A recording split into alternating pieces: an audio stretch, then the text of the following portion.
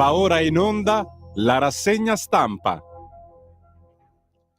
Sì, sono un po' arrabbiato, sono un po' arrabbiato perché alla fine il topolino in dialetto milanese non l'ho ancora trovato. Cioè, ho girato 2 edicole e mi guardava così, Dobolino, cioè, non sapeva che cosa fosse, e a quel punto, sai, lasci stare, perché se gli devi insegnare la lingua italiana, o magari, già che siamo, anche il latino, a uno che non mastica, si scherza. L'avete comprato Topolino in milanese? Me ne fate avere una copia, per favore, ti giuro. Non l'ho trovato. Si sa, domani, giornata nazionale delle lingue, dei dialetti. L'Italia è bella per questo, siamo diversi, ma siamo uniti. Parliamo anche lingue diverse. Molto spesso non ci capiamo anche quando parliamo l'italiano, però dovete comprare il Topolino in lingua milanese, napoletano, fiorentino, catanese e chiaramente ora voi veneti, voi piemontesi, c'è gente che aspetta anche il Topolino in altre lingue. Mi raccomando, regalo perfetto per il vostro papà, la vostra mamma, il vostro nonno. Secondo me è una roba stupenda. Il problema del Topolino è che è scritto sempre più in piccolo. Guarda che un tempo non era scritto così in piccolo. Non è vero! Siamo noi che diventiamo miopi, ciechi, accecati e non riusciamo più a vedere le scritte piccoline. È vero, astigmatici, quella roba lì. No, è davvero, è come le scritte, le istruzioni, eccetera. Uno dice, ma da quando le scrivono così piccole? In realtà siamo noi che non ci vediamo più bene.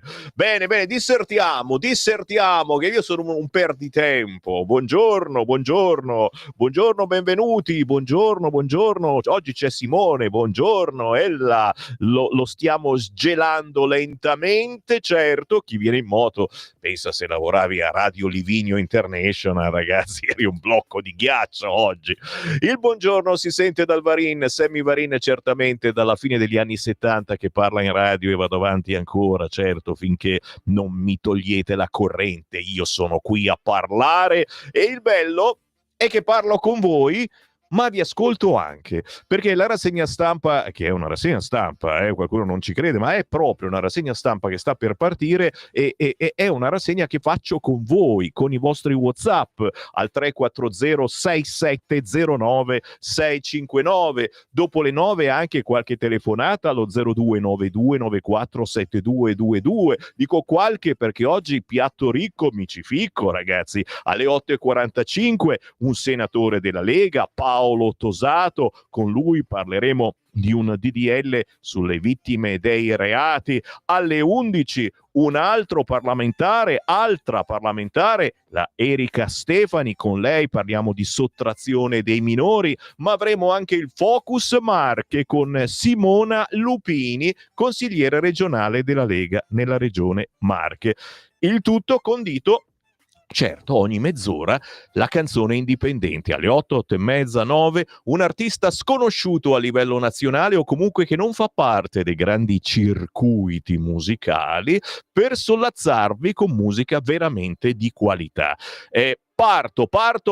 Sì, no, mi sono trastullato, vabbè, ormai ve lo dico, è inutile che faccio i giri di parole, mi trastullo. Sono andato sul sito di Repubblica e mi ha fatto vedere che cosa tratta oggi la Repubblica 50, è questo insertone che trovate su Repubblica, e visto che c'è la foto di un tizio che mi pare di conoscere, sembra proprio lui, è Umberto Bossi. Allora ve lo rammento, oggi Guido Passalacqua scrive: se il Nord diventa un partito. Su Repubblica 50 il sogno di conquista dai Lombard, nel racconto di Guido Passalacqua, inviato da Repubblica al primo congresso della Lega Lombarda, pubblicato il 12 dicembre 1989. Ragazzi, lo so che siete molto celoduristi nonostante il freddo a quest'ora del mattino. Chi vi parla è una tessera RIA del 1987 e io questo articolo me lo leggo tutto. No, non posso,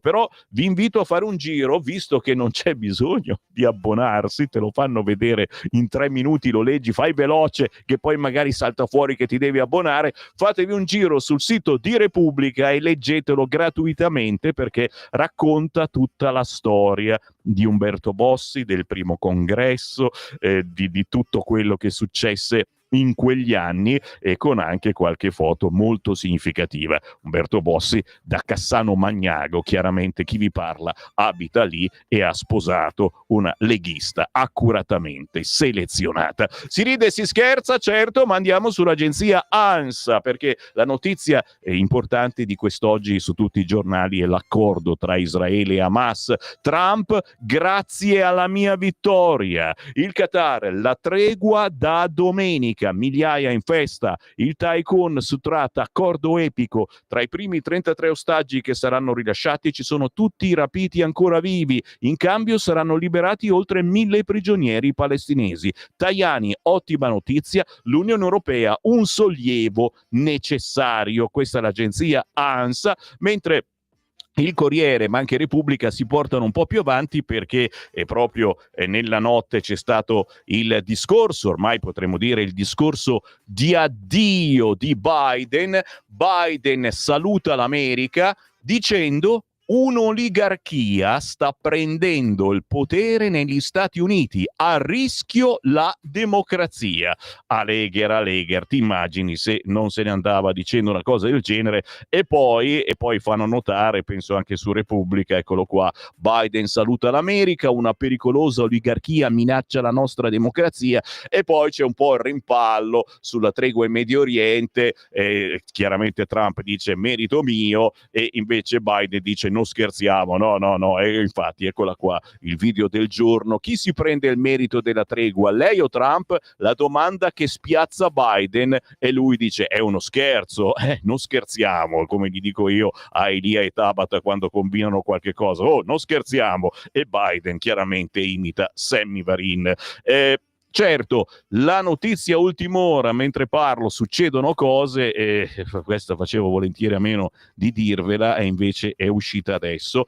Milano, studentessa di 19 anni violentata fuori dall'Alcatraz, caccia a 10 uomini, 10. La vittima è una ragazza pugliese che era nel cortile con il fidanzato. I primi a intervenire sono stati buttafuori del locale, preso un 36enne autore dei palpeggiamenti. Come prima notizia, in questo momento inserita sul sito del Corriere, che abbandoniamo per tuffarci subito nel cartaceo dei quotidiani oggi in edicola, ringraziando naturalmente tutti coloro che già mi stanno scrivendo WhatsApp per confermare che ci sono all'ascolto. Ci sono anche gruppi d'ascolto che si trovano per ascoltare Sammy Varin mentre si beve il caffè insieme la mattina, che gentili, ma soprattutto poi ci si ritrova anche dopo dicendo: oh, hai sentito Sammy Varin in rassegna stampa? Ha detto questa cosa, quell'altra cosa.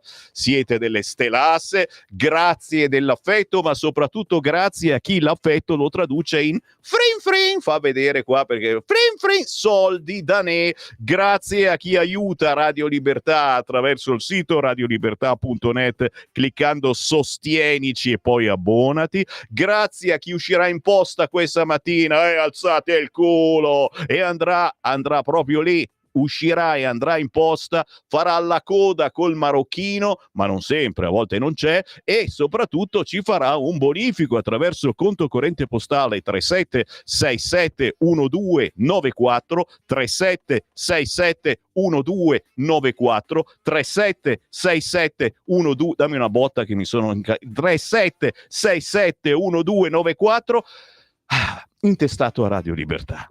Perché ve lo continuo a dire? Perché si è rotto lo sfumino, ok?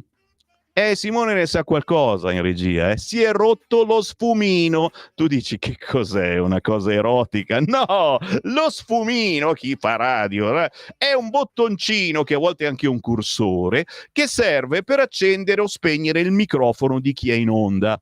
non è una cazzata, perché chi è in onda molto spesso deve tossire, vomitare, dire parolacce e schiacciando il bottoncino o tirando giù la levetta si spegne da solo il microfono, che magari il regista in quel momento non è attento, per cui giustamente non sa che stai per dire un'imprecazione o stai per tossire e te la fa sentire in onda e non è bello, capito? È per quello che sto facendo questo appello, figlio d'Apollo. Volete aiutarci a ricomprare lo sfumino? Sono dei ladri, costa quasi 1.000 euro. Sto scherzando, naturalmente, non sono dei ladri, delle cose tecnologiche.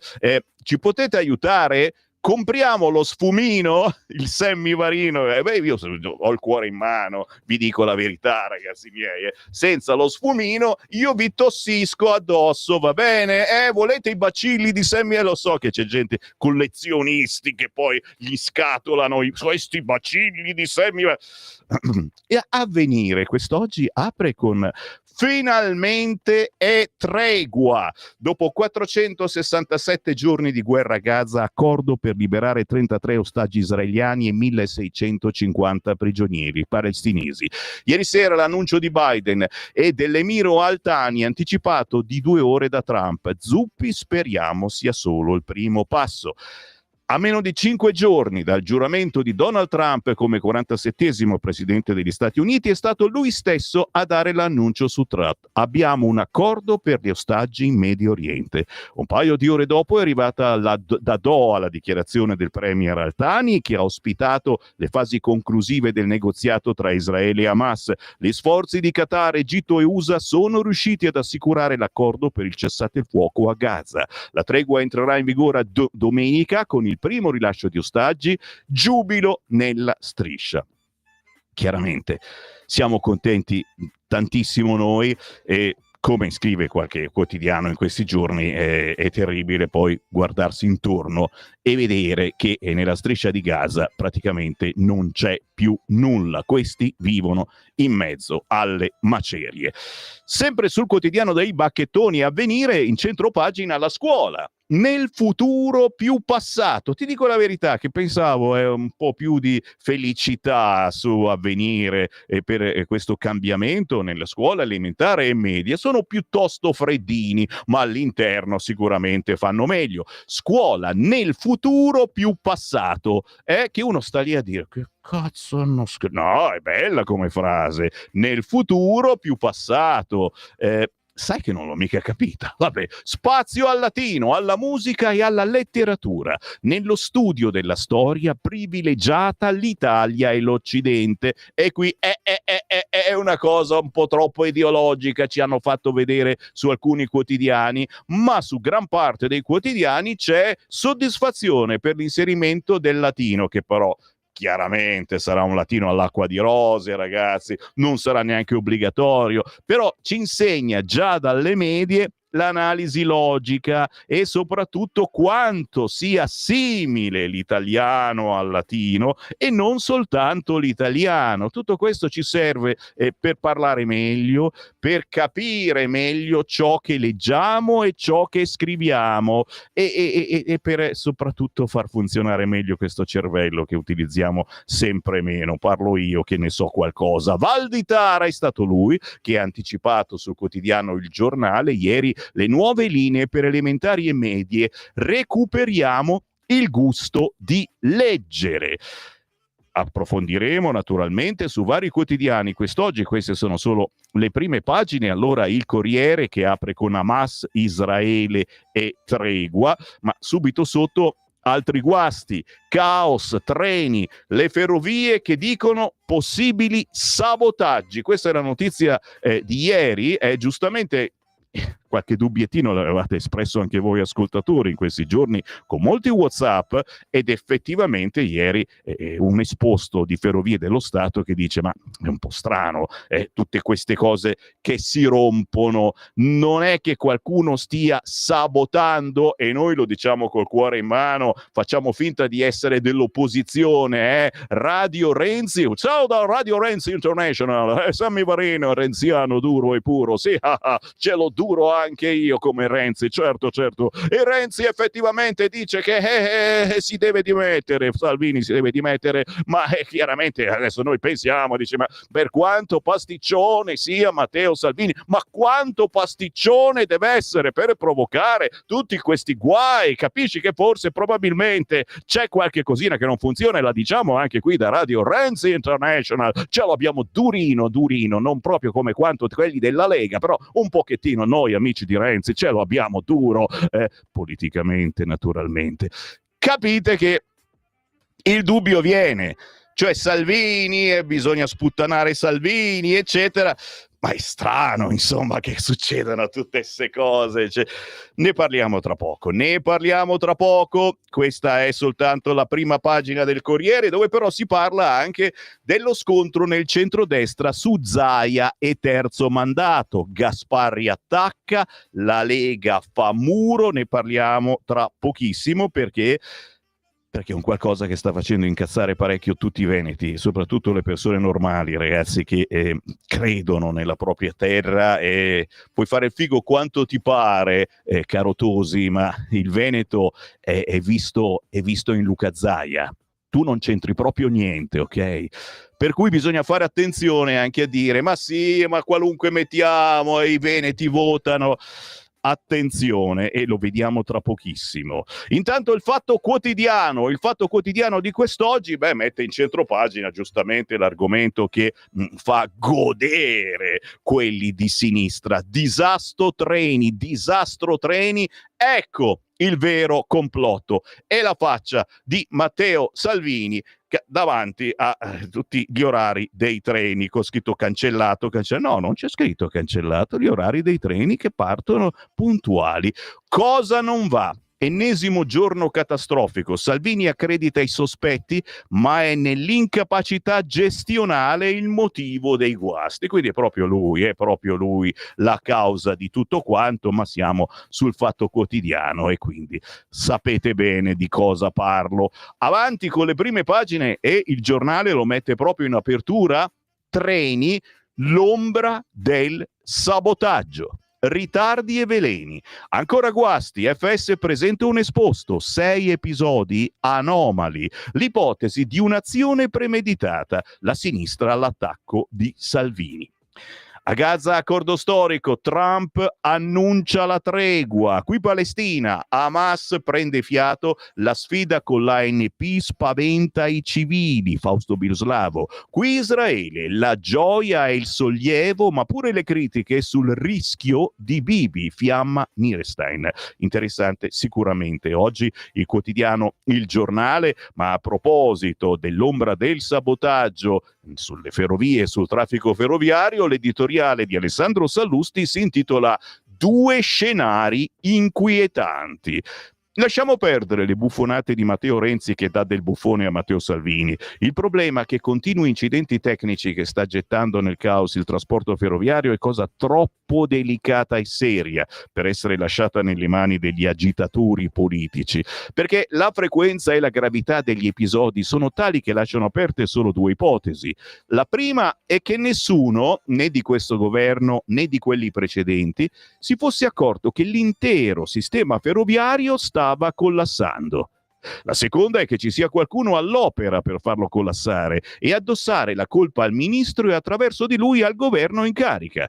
In entrambi i casi parliamo di ipotesi molto gravi. In entrambi i casi nessuna parte politica può chiamarsi fuori, perché la verità prima o poi verrà a galla ed è rischioso prevedere in che mani resterà il cerino. Le Ferrovie dello Stato ieri hanno presentato un esposto dove in maniera documentata segnalano agli inquirenti che almeno 6 degli ultimi incidenti tecnici presentano vistose anomalie in base alle quali non è da escludere un sabotaggio. In altre parole, che siano stati provocati intenzionalmente. Se così fosse, non saremmo distanti dall'ipotesi di terrorismo con fini politici, alla messa a terra di quella rivolta sociale auspicata dal segretario della CGIL Landini. Se viceversa si trattasse di un cedimento naturale per vecchiaia, è difficile pensare che improvvisamente la rete sia andata giù tutta e tutta ad un colpo nel giro di pochi mesi. Evidentemente colpe e omissioni, a questo punto colpose, avrebbero origini lontane sia nei vertici dell'azienda Ferrovie dello Stato sia nei suoi referenti politici. Delle risse politici ai milioni di passeggeri che ogni giorno prendono i treni poco importa, essendo loro a pagare il prezzo maggiore. Un treno cancellato o in pesante ritardo non è soltanto una scocciatura, è spesso un danno economico che, se protratto nel tempo, diventa un danno per l'economia nazionale. Mettiamo in campo subito tutto ciò che serve per risolvere il problema e poi accerteremo le colpe. Fare l'inverso può servire strumentalmente alla politica, ma non agli italiani, i quali hanno in generale un alto tasso di sopportazione, ma non se vengono lasciati a piedi. Così l'editoriale sul quotidiano Il Giornale di Alessandro Sallusti. Luigi Mascheroni, nel suo Giù la maschera, si occupa di Di Maio, e la notizia, lo so, è terribile, ma ve la devo dare, che Luigi Di Maio è stato riconfermato inviato dell'Unione Europea per il Golfo Persico. Rimaniamo, com'è possibile? Si sono accorti che sta lavorando bene, fa quello che sa fare meglio, cioè nulla. Questo è il succo di Luigi Mascheroni, quest'oggi in prima pagina sul quotidiano Il Giornale. Salutiamo Di Maio che ci ascolta dal calduccio. Ma davvero, ma che cazzo fa tutto il giorno? Misterioso. Il Resto del Carlino, treni, altri ritardi, l'ombra del sabotaggio, ma poi in centropagina tregua, l'accordo tra Israele e Hamas. Di spalla, dalle città, Bologna è guerriglia per rami, non solo scontri, 20 stranieri mi hanno pestato e rapinato. E poi ancora ad Imola, in classe a 15 gradi, scuole al freddo, scatta la protesta degli studenti. E che cavolo, protestate davvero, ma da sempre, insomma, fin dai miei tempi, quando faceva freddo, ti rimandavano a casa. Il bello di queste cose, dai, c'era anche l'allarme bomba ogni tanto, telefonava qualcuno, c'è una bomba alle scuole medie, e allora via tutti in cortile. Bei tempi, la bomba non c'è mai stata. Il tempo di quest'oggi, Peace and Trump, titolo bello potente. Il cessate il fuoco a Gaza annunciato dal presidente eletto Trump anticipa Biden, la tregua è merito mio, diviso in 3 fasi, durerà 6 mesi, Tajani pronti a inviare militari. Sì, ci vai tu. Freccia avvelenata, ritardi, critiche, attacchi, spunta la pista sabotaggi, ecco chi sta boicottando il governo sulle ferrovie. Scatta l'inchiesta, Salvini, ereditiamo il disastro. E poi, chiaro, la superpoltrona, il bis per Gigino d'Arabia, scade l'incarico nel Golfo, ma Ursula lo conferma per altri 2 anni. E noi abbiamo tanto rispetto per questa scelta e non la critichiamo e non scherziamo neanche, ma guarda. La Repubblica, Gaza, speranza di pace. E poi Maurizio Molinari che commenta il fragile compromesso. Su Repubblica, treni, esposto FS per sabotaggio mentre Salvini scappa ancora, ferrovie in tilt, chiodi e blackout, cavi tranciati e centraline elettriche danneggiate, rotaie rotte e scambi di velti. E ora Salvini parla di sabotaggio. Sono 6 gli episodi da ottobre ad oggi che hanno portato le Ferrovie dello Stato a presentare un esposto in cui si parla di un disegno volto a colpire gli asset aziendali. La linea è stata concordata tra la DDFS Donnarumma e il ministro delle infrastrutture Salvini. Ancora su Repubblica, la riforma, latino, Bibbia, storia d'Italia, ecco la scuola nostalgica. E naturalmente la scuola è fascista, secondo Repubblica.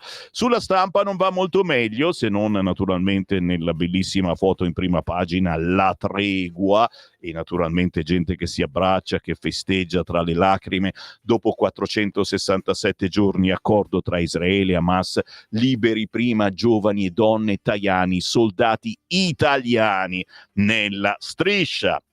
Il mondo intero la corte di Trump, Donald II spaventa solo gli europei. Secondo il sondaggio, quello che mette il quotidiano La Stampa, l'80% dei cittadini pensa che la sua vita peggiorerà. Ma guarda cosa hanno tirato fuori quelli della Stampa. Il sentimento dei cittadini del vecchio continente è fotografato da un sondaggio dello European Council of Foreign Relations, secondo il quale gli europei sono più preoccupati del ritorno di Trump alla Casa Bianca, molto più di quanto lo siano i cittadini di altre aree geografiche, decisamente più ottimisti sulle future prospettive. L'analisi con Tommaso Nannicini, Bruxelles e il peso delle scelte mancate. Di spalla anche qui il disastro dei treni, le ferrovie denunciano sabotaggio interno, Salvini all'angolo, ma anche l'economia, debito a 3.000 miliardi, ma non è l'apocalisse. Talvolta i simboli ingannano, l'ammontare e le variazioni del debito pubblico italiano rappresentano uno di quei simboli, e la notizia di ieri che a fine novembre il debito aveva superato per la prima volta la soglia di 3.000 miliardi di euro è stata accolta da molti italiani in maniera nettamente negativa, un altro passo verso l'apocalisse, e invece non è l'apocalisse, e se lo scrive La Stampa, ragazzi, c'è veramente da crederci. È bella questa pubblicità, ve la faccio vedere, sulla buona strada, si chiama così, si parla naturalmente del Ministero delle Infrastrutture e dei Trasporti, non parliamo di ferrovie, no, ma parliamo di codice della strada, della guida più attenta. La pubblicità è quella facendo vedere il telefonino con scritto chiamata persa. Se ti telefona qualcuno mentre sei alla guida e non hai cuffiette o viva voce, non rispondi. Quando non rispondi, metti al volante la sicurezza. Quando sei alla guida non ci sei per nessuno, lascia stare lo smartphone. C'è di buono che ormai tutte le auto recenti hanno il viva voce, o comunque si può collegare tranquillamente il telefonino all'autoradio. Chiaro che più che la chiamata persa sono i messaggini, quelli pericolosissimi, li vediamo sbandare a destra o a sinistra, oppure andare di colpo pianissimo, dici che cacchio c'ha questo qua, poi lo guardi, c'ha in mano il telefonino. Allora, ben felice che ci sia questa campagna su tutte le radio, da lunedì ce l'abbiamo anche noi, questa è la buona notizia, pubblicità nazionale che arriverà qui su Radio Libertà, anche all'interno di questa rassegna stampa. E visto che l'appello figlio d'Apollo ve l'avevo fatto io personalmente qualche settimana fa, qualcuno da lassù mi ha ascoltato, bello. La verità, ma che ore sono intanto? Che ore sono? Sono le 7:56. Faccio in tempo a parlarvi di vaccini, tamponi, ventilatori. Così hanno lucrato sul Covid. Chiaramente roba che dice solo la verità. La durissima lettera del PG della Corte dei Conti a Lisei. Il magistrato elenca al presidente dell'organo parlamentare d'inchiesta i filoni cui si indaga nelle procure.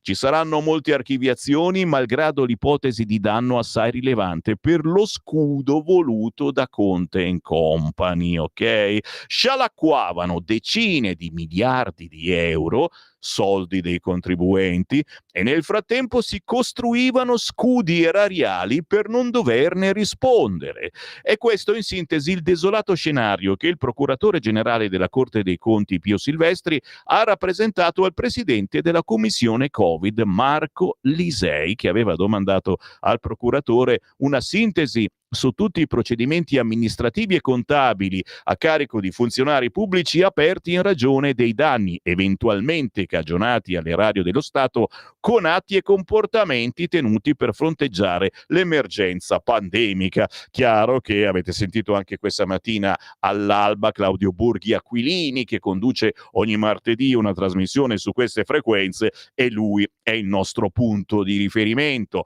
Sberla al PD, l'Europa asfalta il salario minimo, la sinistra raccoglie firme per la paga fissa che non funziona appellandosi all'Unione Europea, ma la Corte di Giustizia rigetta la direttiva che pretendeva di superare le norme degli stati. PD e 5 Stelle bocciati in economia e diritto. Questo ed altro sul quotidiano La Verità, che si occupa anche di ACAB, spuntato su Netflix, ma nella serie TV i poliziotti diventano dei pericolosi fanatici. È chiaro, sono sempre quelli di Gomorra e adesso ci fanno capire come anche i poliziotti siano razzisti, guarda caso. È quello che dice certa gente in queste settimane. Mi fermo, sì, ma vi dico una cosina piccola piccola oggi sulla Verità, se lo comprate, visto che lo teniamo d'occhio, si parla anche di Don Biancalani, perché sono arrivate coltellate tra immigrati nella comunità di Don Biancalani. Cani e porci, solo neri nella comunità di Don Biancalani, gente che però non ha rispetto né per se stesso né per gli altri. Ma questo Don va avanti a tenerli in chiesa e tutto intorno. Si chiama carità cristiana? Punto di domanda? Stai ascoltando Radio Libertà. la tua voce libera, senza filtri né censura. La tua radio.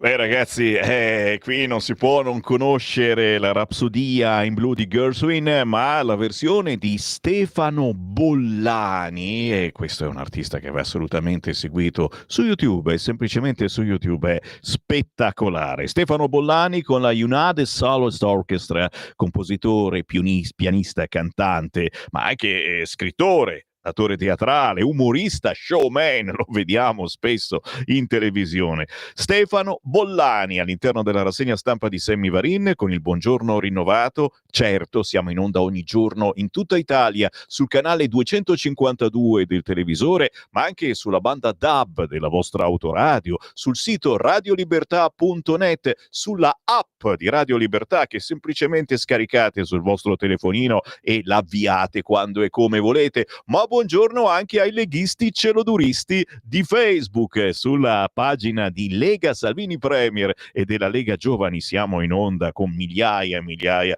di ascoltatori, grazie della gentilezza. E buongiorno naturalmente anche a chi sta sbirciando il sito di radiolibertà.net, un sito dove c'è la radio, dove c'è la televisione, ma dove c'è anche la nostra controinformazione. Già, tante meditazioni, tanti buoni consigli da parte di chi non scrive sui giornaloni, ma viene a cercare noi perché la raccontiamo in modo diverso.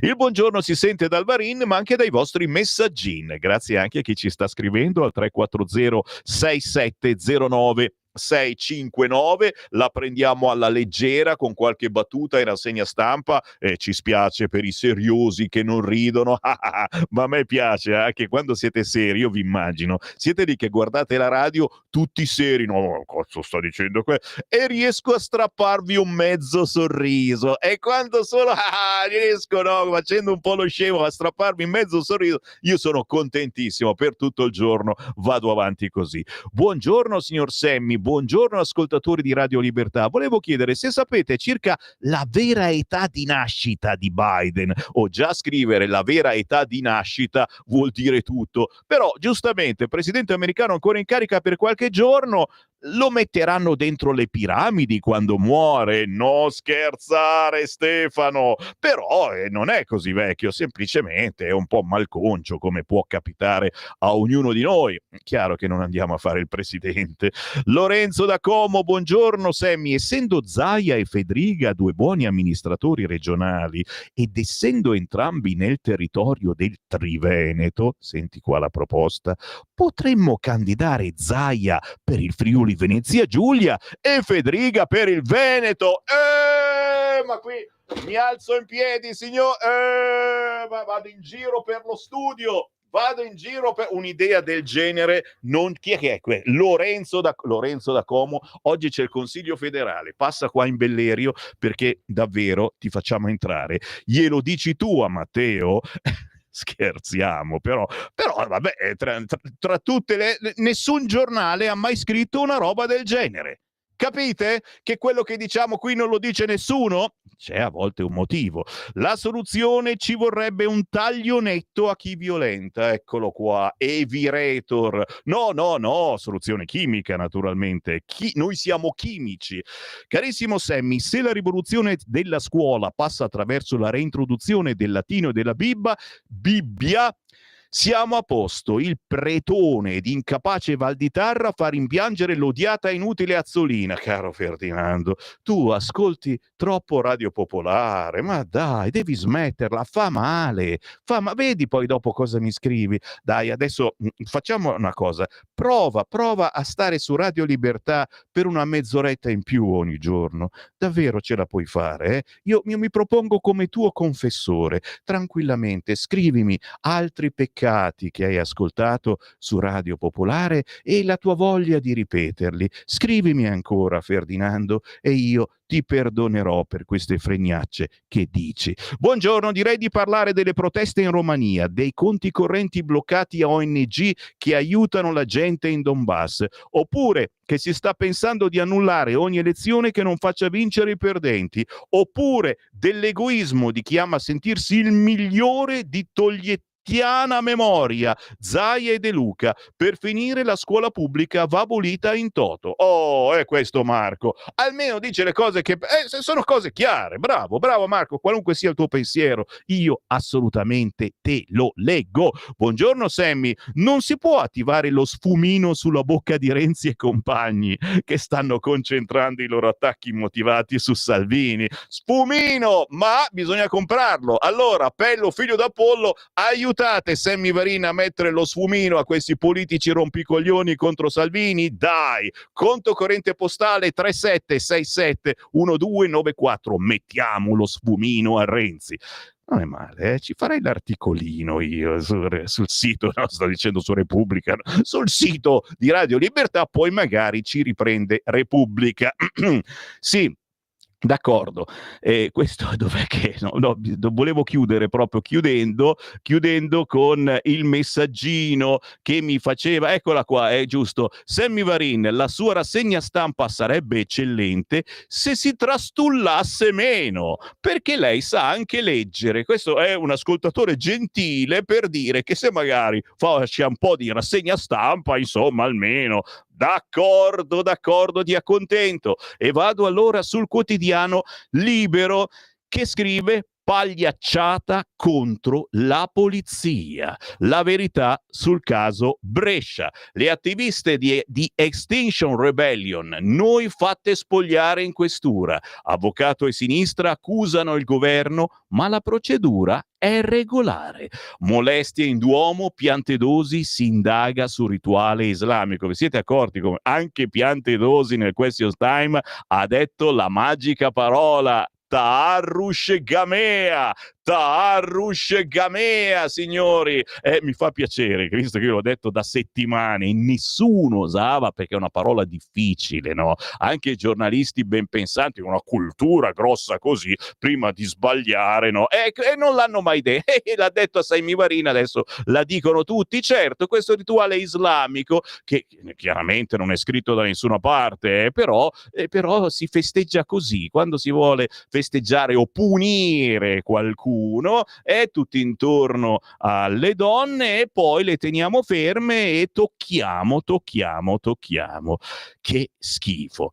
Siamo sempre lì. Sul quotidiano Libero, che oggi vi consiglio, se non fosse per quello che scrive all'interno, no vabbè, vi do solo questa segnalazione, già mi tuffo sui quotidiani, all'interno di Libero, a pagina 8, la notizia che un pochino ti aspetti, però finché non ce la danno non volevamo, ecco, Cecilia Sala va a tempo che fa. Basta, l'ho detto. Cecilia Sala come Zaki, scrive Adriano Talenti sul Libero, prima in TV da Fabio Fazio. Rivelazione del New York Times sul sequestro in Iran, a mediare con Teheran per il rilascio sarebbe stato Musk, ma soprattutto domenica sera, che tempo che fa, torna con Cecilia Sala. Una riga poco più per un passaggio che ha una certa rilevanza. E non aggiungo altro. La notizia, chiaro che Di Maio sarà inviato UE fino al 2027, a volte ritornano, altre rimangono. A chi si stupisce della riconferma nel ruolo di inviato nel Golfo di Luigi Di Maio, ricordiamo che l'ex grillino in passato avrà pure avuto qualche problema con i congiuntivi, ma come dice il saggio, solo chi non fa non sbaglia. E Di Maio, pur non essendo un Matusalemme, ha fatto parecchie cose. Una su tutte, ha rotto con i 5 Stelle quando la creatura di Grillo e Casaleggio veleggiava ancora su percentuali competitive e si poteva permettere di guastare i piani del governo allora guidato da Draghi. L'ex pupillo di Beppe era ministro degli esteri, confermato la Farnesina proprio da Super Mario, che nel trentenne campano ha visto qualcosa.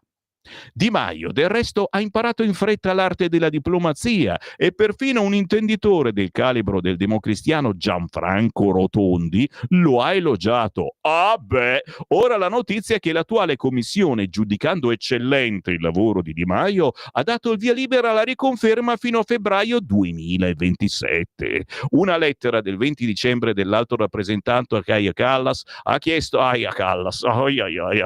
mi sono fatto male, ha chiesto che Gigino sia ancora rappresentante speciale nel Golfo e il nostro governo è d'accordo.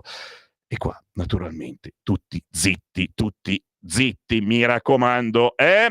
Andiamo, tuffiamoci all'interno del Corriere, perché ci sono paginoni riservate allo scontro frontale nel centrodestra. Sfameremo Zaia, che brutta frase, veramente brutta. Niente lezioni. Gasparri di Forza Italia reagisce così al governatore. La Lega fa quadrato, qui sappiamo cosa fare.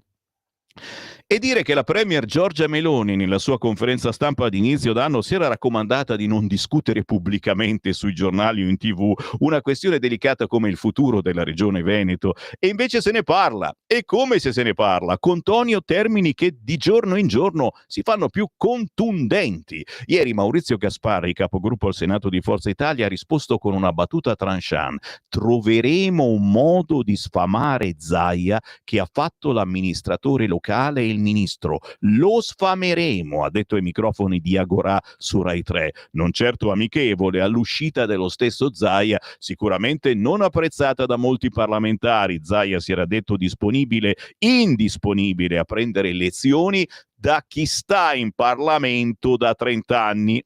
Guarda caso, proprio come Gasparri. Sono scintille dialettiche che confermano lo stato di tensione crescente dentro la coalizione di centrodestra. Gli appelli della Presidente del Consiglio non riescono a contenerla perché i fronti aperti sono diversi, perché il braccio di ferro su chi abbia titolo, politicamente parlando, per candidarsi alla guida della Regione Veneto non è solo tra Lega e Fratelli d'Italia, ma riguarda anche Forza Italia.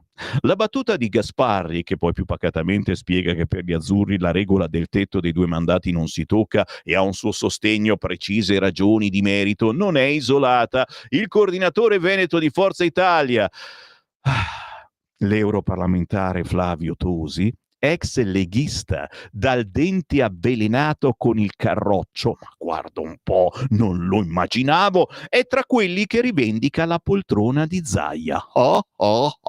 E come fa da tempo, anche ieri ha punzecchiato il vecchio rivale, accusandolo di occuparsi più della sua sopravvivenza politica che dei problemi dei suoi amministrati.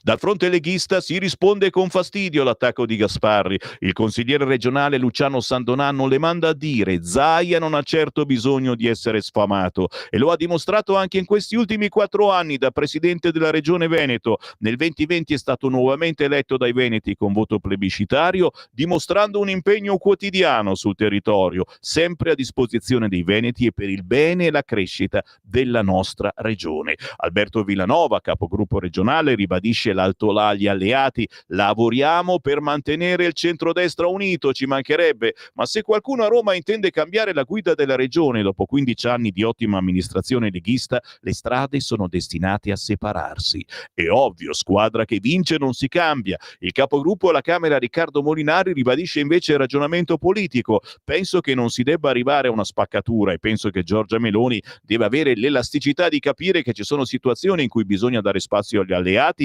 indipendentemente da Zaia. E non a caso oggi il caso Veneto sarà al centro del Consiglio federale della Lega come questione principale che si trascina dietro altri dossier come possibili ricadute. L'epicentro dello scontro è Venezia, ma in gioco ci sono anche gli equilibri della coalizione di centrodestra, e quindi è tutto il partito che viene chiamato a discutere come e fino a che punto combattere la battaglia. Oggi tocca al Veneto, ma se passa al principio della candidatura al primo partito, subito dopo toccherà alla Lombardia, il cuore della Lega. Così Cesare Zapperi sul quotidiano Il Corriere, con tante belle foto di Luca Zaia in tempi diversi, la sveglia all'alba, il telefono bollente, il giorno dopo del Doge che ha rilanciato il Veneto First, le telefonate di sindaci e militanti, e lui che dice: ora serve equilibrio. Tutto da leggere,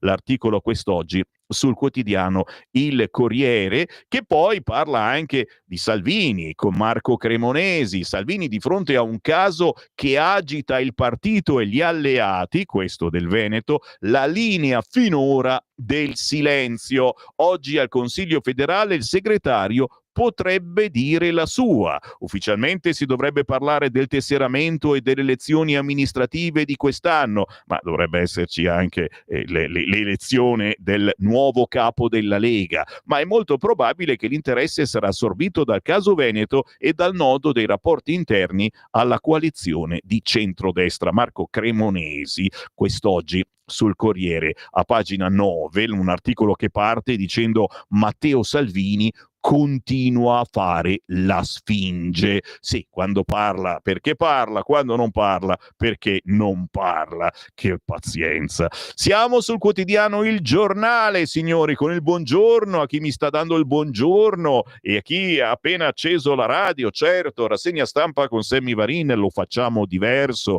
ma ci piace farlo strano. Treni, un altro giorno, Lega sciacalli a sinistra, a pagina 2 del quotidiano Il Giornale, e a difendere Matteo Salvini, a difendere questa situazione che non è certo bella, con i treni che si fermano, fanno ritardi, c'è Pietro Lunardi che delle infrastrutture se ne è occupato. E come? L'ex titolare delle infrastrutture, 85 anni, fu ministro delle infrastrutture e dei trasporti tra il 2001 e il 2006, governo Berlusconi. Dice: la destra funziona e la sinistra attacca, non sa fare grandi opere.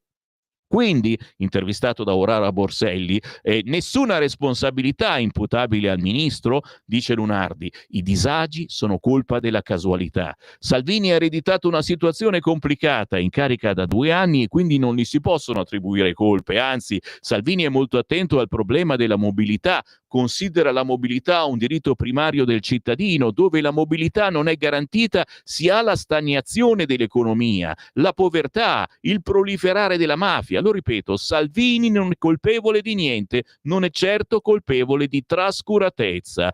Credo che il problema sia più politico che altro, perché la sinistra non si rassegna all'evidenza dei fatti, dice l'ex ministro Lunardi, che oggi c'è un governo di destra che funziona e la sinistra cerca di attaccarlo come può. Ovvio che una disfunzione come un blocco dei treni per 10 ore dovuti a un incidente casuale, del tutto casuale, è una straordinaria occasione per poter attaccare il ministro. Perché secondo lei la sinistra si oppone sempre alle grandi opere? Chiede Oara Borselli all'ex ministro Lunardi, e lui ride e dice: perché la sinistra non sa farle. Questo e d'altro nell'intervista sul quotidiano Il Giornale, ma a proposito di tutto questo, a proposito poi chiaramente a pagina 3 si parla dei 6 episodi sospetti con il gruppo delle ferrovie che denuncia ipotesi sabotaggio. A proposito di questo, a difendere Matteo Salvini, e passiamo sul quotidiano Il Tempo, all'interno arriva addirittura Raffaele Bonanni, l'ex segretario della CISL. Intanto l'articolo bello che si intitola Freccia avvelenata spunta l'ipotesi dei sabotaggi ai treni, esposto di Ferrovie dello Stato ai PM, circostanze altamente sospette su orari e luoghi, pagina 4 e 5 del quotidiano Il Tempo. Ma poi sotto l'intervista a Raffaele Bonanni: chi oggi critica non ha fatto nulla per difendere il sistema ferroviario. L'ex segretario della CISL dichiara: l'ultima grande manutenzione risale a Berlusconi, e spiega: rispetto a prima, oggi almeno si sta cercando di invertire il trend. Ma è quello che vi dicevo io qualche giorno fa, la penso come Bonanni, ma guarda un po' che roba, cioè, preferivate prima, quando non si faceva assolutamente niente? Adesso, con la scusa anche dei soldi che arrivano dal PNRR, si stanno spendendo miliardi per fare nuove tratte, per potenziare quelle vecchie. Era meglio prima, quando non si faceva assolutamente niente, perché c'era la burocrazia, questa cosa, adesso la faccio, c'è tempo. Non capisco perché quelli che criticano Salvini non se la prendano con chi negli ultimi anni non ha fatto nulla per migliorare il nostro sistema ferroviario o per difenderlo da eventuali attacchi esterni. L'ultimo grande intervento di manutenzione risale all'ultimo governo Berlusconi, a dirlo Raffaele Bonanni, ex segretario generale della CISL. E l'intervista di Edoardo Sirignano va avanti quest'oggi sul quotidiano Il Tempo. Chiaramente stiamo saltellando da un quotidiano all'altro perché poi oggi abbiamo un piatto ricco micificco ma incredibile, ve lo ricordo, alle 8:45 il Qui Parlamento con il senatore della Lega Paolo Tosato, ma poi alle 11 arriva anche Erika Stefani e il Focus Marche con Simona Lupini, consigliere regionale della Lega. Quindi corro, anche perché alle 9 voglio aprire le telefonate, voglio sentire le vostre voci allo 02 9294 7222. Ho una marea di WhatsApp al 340 6709 659 che devo assolutamente leggere. Vado su QN, il resto del Carlino. Abbiamo letto ieri l'intervista sul quotidiano Il Giornale. Sì, torna il latino alle medie, è la mater certa dell'italiano. Studiarlo è una giusta causa. Si scrive a pagina 14 per Pianeta Scuola con Letizia Gamberini che intervista Ivano Dionigi, ex rettore a Bologna, sulla riforma annunciata dal ministro Valditara. Ex rettore a Bologna, ok? Quindi ci aspettiamo che dica una roba vergognosa questa riforma, l'insegnamento del latino alle medie sarà facoltativo, spazio anche alla Bibbia e alla storia italica. Vediamo, tenetevi forte. Il ritorno del latino? Ben venga e che Dio li assista. Speriamo sia la volta buona dopo vari conati in passato. Cioè, avete capito che per tenere buoni i benpensanti di sinistra nel centro di Bologna basta metterci dentro un po' di latino, un po' di cultura. Oh, ci ha dato la benedizione, ragazzi. Vi siete accorti? Ma c'è un ma, avverte che non sia una vernicetta, una bandierina, un giochino. Se si fa, si faccia bene, sia un diritto per tutti, perché il latino è una causa giusta, ma ha bisogno di avvocati giusti. Non poteva che partire da Ivano Dionigi, latinista ex rettore dell'Alma Mater di Bologna, intellettuale fermamente convinto della permanenza del classico e anche il nome del centro studi sotto le torri nelle nostre vite, la riflessione sulla proposta del ministro Giuseppe Valditara di reintrodurre il latino dalla scuola media. Non conosco la proposta esatta, ma è una bella notizia, perché si dice che i ragazzi parlino male e io ripeto che i classici servono a parlare bene. L'etimologia, il significato originario delle parole ci aiutano a riconoscere il volto e la storia. Oggi abbiamo bisogno di un'ecologia linguistica e risalire all'origine è un antidoto. Il latino è la mater certa, certissima dell'italiano. Si è visto anche in pandemia, quando le parole più usate erano virus e vaccino.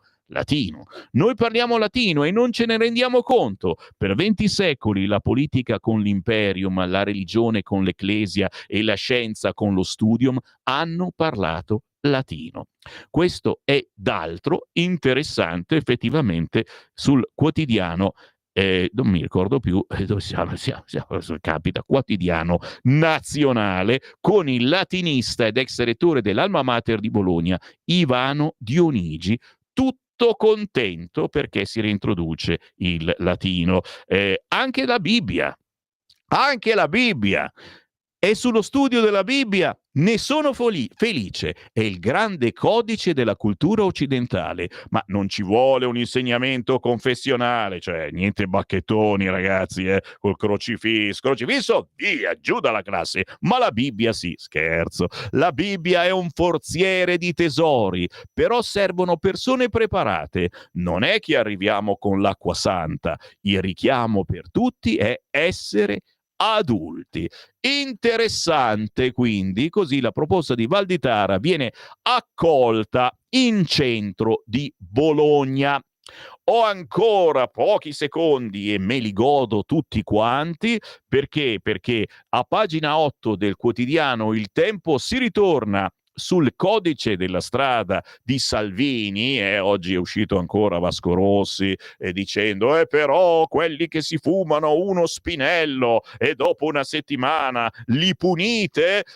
Che pazienza, ragazzi, devi proprio difendere una categoria. No, lui pensava quello terapeutico, lo spinetto terapeutico, e lo spinello terapeutico giustamente, cavolo, ci avrai il certificato che ti fai lo spinello terapeutico, tutti in coda a farsi il certificato che siete malati di cancro. Guidare sicuri, il codice della strada di Salvini, positivo anche per chi vende alcol. Salvini ha incontrato ieri la FIPEM che assicura bene garantire la sicurezza, collaboreremo.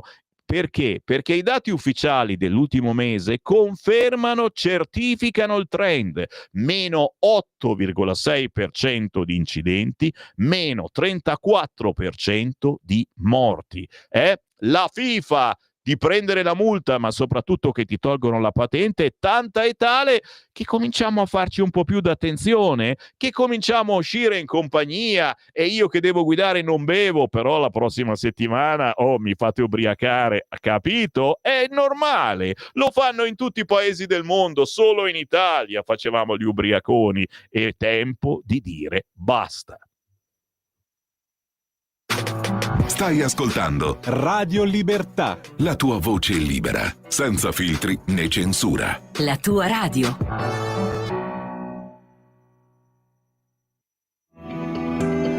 Il meteo.it presenta le previsioni del giorno.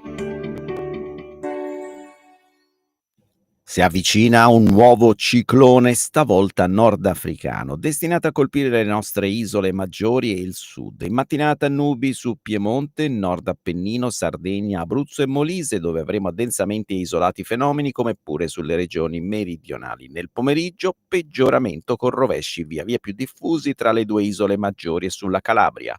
Poche variazioni altrove, venti tesi orientali. Per ora è tutto da ilmeteo.it, dove il fa la differenza anche nella nostra app. Un saluto da Lorenzo Tedici. Avete ascoltato le previsioni del giorno. Lo amiamo perché ci offre sempre le cose più buone e naturali. Linea Alberto Acerbis. Un saluto care amiche, cari amici, cari ascoltatori di Radio Libertà da Alberto Acerbis. Allora, in questo periodo uno dei prodotti più richiesti che abbiamo è la nostra soluzione alla bava di lumaca, il nostro integratore alimentare Bronco Free. Bronco Free non è un prodotto industriale, non contiene il lattosio, il glutine, il saccarosio, gli OGM e i coloranti. Ma che cos'è Bronco Free? Bronco Free è un integratore alimentare che serve per calmare la tosse grassa, la tosse secca, fluidificare il catarro per facilitare l'espettorazione. La presenza del timo, della verbena, dell'altea, del papavero fanno di Bronco Free un prodotto straordinario. Ricordo, ve lo dico subito per evitare problemi, che non è un prodotto industriale, quindi non è che uno ce l'ha dando un calcio alla siepe, ok? Escono fuori già fatti. Nel Bronco Free la presenza importante della bava di lumaca, del mucopolisaccaride e tutti i suoi principi attivi, che ormai si sa da anni le proprietà straordinarie del mucopolisaccaride. I principi attivi servono per calmare la tosse, ma in modo particolare per fluidificare il catarro e facilitare l'espettorazione. Si prende prima di coricarsi o al bisogno. Lo possono prendere tutti, ricordo è un prodotto naturale, un successo che ormai noi abbiamo testimoniato da 18 anni. Però state attenti bene all'offerta, questo è il momento per ordinarlo. 3 flaconi di Bronco Free a casa vostra, il trasporto non lo pagate, dicendo io ascolto Radio Libertà, 59 euro. 59 euro. E se chiamate adesso lo 030 68 40 408 con i 3 falconi di Bronco Free, un bellissimo e utilissimo regalo per voi. Quindi chiamate adesso subito 030 68 44 08 oppure visitate lecatier.it. Ciao! Stai ascoltando Radio Libertà, la tua voce libera, senza filtri né censure, la tua radio.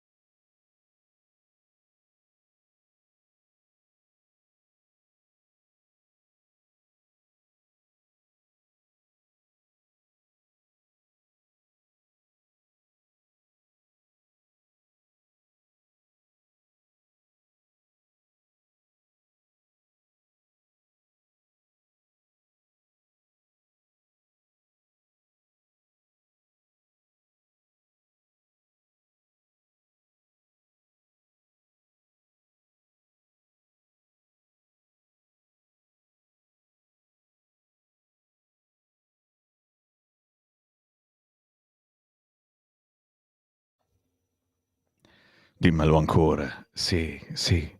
Mi piace sentirmelo dire, mi piace, ma soprattutto mi piace la voce di Francesca Elena Monte, un'interprete che non conoscete, ne sono certo. Tu sei una cosa grande sono una delle tante canzoni inserite nel suo ultimo album, un'ode a ritmi diversi, ma in questo caso a una canzone conosciuta in tutto il mondo per la sua passionalità, eleganza, un brano veramente chicca in lingua partenopea dentro nell'album che Elena ci ha presentato venerdì scorso e che trovate facilmente sullo store di Radio Libertà, nel podcast, cercando la trasmissione Musica Indipendente che va in onda ogni venerdì da mezzogiorno alla 1 con soli artisti sconosciuti ma fighi, bravi davvero. 8:38, il buongiorno da Sammy Varin, ben ritrovati sulle nostre frequenze. Mi spiace dirlo, ma sei bravo. Ma è Cruciani che mi scrive questa cosa, grazie. Ma quale Cruciani? È Davide Chiurazzi, storico collaboratore di Radio Libertà. Mamma mia, quanto tempo è passato, sei gentile, ma tu lo sai, questa rassegna stampa è stata semplicemente rivoltata come un calzino rispetto a quando la faceva il nostro condirettore Giulio Cainarca, che poi è passato subito dopo le 10 del mattino con una trasmissione molto più importante. L'abbiamo rivoltata perché semplicemente non la sapevamo fare come la faceva lui e quindi l'abbiamo trasformata nel format assolutamente al 100%. C'ho ancora davanti la faccia di Umberto Bossi tra la gente, non posso non ricordarvi che su Repubblica, per festeggiare i 50 anni di Repubblica, oggi dovete comprare Repubblica, c'è un bellissimo reportage sulla Lega, se il Nord diventa un partito, con Guido Passalacqua che pubblica un vecchio articolo di tanti anni fa, il sogno di conquista dei Lombard, ritratto della Lega di Bossi e dei suoi colonnelli a conclusione del congresso del 12 dicembre 1989. Visto che la Lega si prepara ad andare a congresso in questi primi mesi del 2025, carino ricordarlo. 8:39, passa il tempo e io sono ancora qui a parlare. Certo, parlo e vi rituffo nel quotidiano Il Tempo. WhatsApp arrivano tra poco, abbiate fede, fratelli. Perché subito sotto Matteo Salvini che ci dice che anche chi vende alcol dice che nonostante tutto però, oh cavolo, i dati ci sono, meno 8,6% di incidenti, meno 34% di morti, non si può far finta di niente. Subito sotto c'è il question time. Eh sì, le zone rosse funzionano, Piantedosi fa il primo bilancio, 429 persone allontanate, ma il Piantedosi dice anche, lo ha detto Sammy Varin, lo ripete Piantedosi, a Milano è stata Taarrush Gamea, la molestia collettiva. E Nordio spiega, scudo penale, ma non nel DDL sicurezza e non è impunità. Ok, almeno non rompono più le balle dall'opposizione. Sul quotidiano Il Tempo, a pagina 9, non lo scrive nessuno, guardate qua la scritta Tito che è comparsa sul Monte Sabotino nel territorio sloveno che guarda verso Gorizia. Il caso, lo sfregio sloveno all'Italia, restaurata la scritta Tito. Menia che dice ora basta, va tolta. Interrogazione del senatore di Fratelli d'Italia affinché il governo intervenga. Quel nome significa morte, foibe, orrore, è un oltraggio a Gorizia. Sì, una scritta in pietra, Tito, installata sul Monte Sabotino nel territorio sloveno che guarda verso Gorizia. Un ricordo drammatico e perenne per migliaia di italiani che furono perseguitati dalla dittatura comunista e i loro discendenti che continua a rinnovarsi. E punta il dito il senatore di Fratelli d'Italia Roberto Menia, tutto ciò appare ancora più grave considerando che l'8 febbraio prossimo, 2 giorni prima del nostro giorno del ricordo dedicato alla persecuzione degli italiani di Istria, Fiume e Dalmazia, e c'è pure mio padre, partirà l'anno della capitale europea 2025 che unirà Nova Gorica e Gorizia. Ora Menia chiede al governo un'iniziativa per prendere posizione contro quella scritta che hanno restaurato proprio in questi giorni. Guarda come si vede bene in mezzo a tutti i pini la scritta Tito, ok? WhatsApp, e mi raccomando, potete commentare ciò che sto raccontando scrivendo al 340 67 09 659.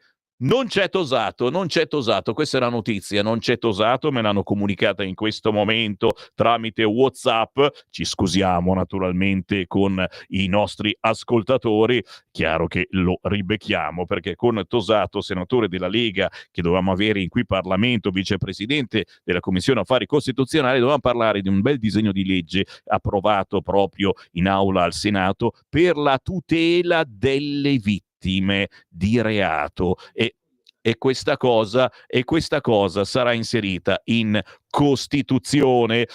Ritorno a bomba certamente sui quotidiani per trascinarvi, è il caso di dirlo, sul quotidiano La Stampa. Vi trascino perché altrimenti voi non ci andate. Vedi che Sammy Varin serve a qualcosa. A pagina 15 del quotidiano La Stampa, nel Veneto che sfida Roma, il modello Zaia non si tocca. Guarda che è un virgolettato potentissimo questo, lo ripeto.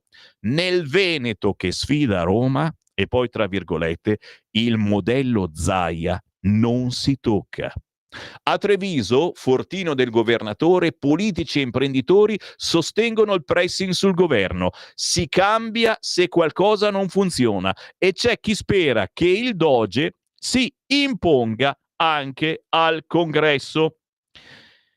Tanti politici si occupano di cose che non conoscono. Luca Zaia invece è nato qua, è cresciuto qua e si è sempre occupato del Veneto, scrive Francesco Moscatelli, inviato a Treviso. Anche l'autonomia di cui parla sempre non è mica una brutta roba. Noi qui confiniamo con il Trentino e con il Friuli. E quando siamo in giro sui cantieri parliamo con la gente e vediamo che i nostri vicini di casa si trovano bene con quel sistema lì, l'autonomia. A Claudio Franceschetto, muratore di 58 anni di San Donà di Piave in trasferta a Treviso per la ristrutturazione di un appartamento, ragionare di terzo mandato e di scontro tra Fratelli d'Italia e Lega in vista delle prossime regionali interessa poco o nulla. Eppure basta fare due chiacchiere con lui quando a fine giornata si code un bicchiere di Cabernet e una fetta di mortadella davanti al bancone della Vecia Ostaria dei Naneti, a 2 passi da Piazza dei Signori, per farsi un'idea molto concreta di cosa intende il governatore Zaia quando si parla di Veneto First e anche della consapevolezza con cui martedì ha sfidato Giorgia Meloni e il suo stesso segretario di partito Matteo Salvini, annunciando che se non garantiranno la continuità amministrativa, la sua possibilità di ricandidarsi o in alternativa un nome leghista che porti avanti il suo lavoro, lui e i veneti sono pronti a correre da soli, rompendo l'alleanza di centrodestra.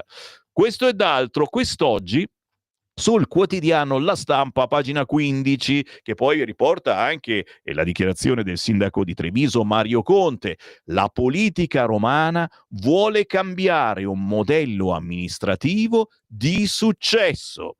E poi Riccardo Donadonna, amministratore delegato dell'H Farm. Qui si è lavorato sulle infrastrutture e sullo snellimento della macchina pubblica. Quindi potete mettere anche Luca Bottura con i suoi versetti padanici nella stessa pagina, cari amici del quotidiano La Stampa, ma il modello Zaia non si tocca.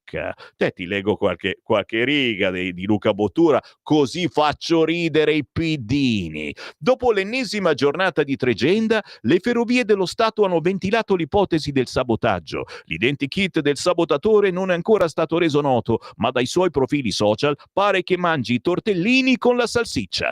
Il ministro Salvini ha dichiarato che la colpa del disastro ferroviario in essere è della sinistra. In effetti, in gioventù militava nei comunisti padani.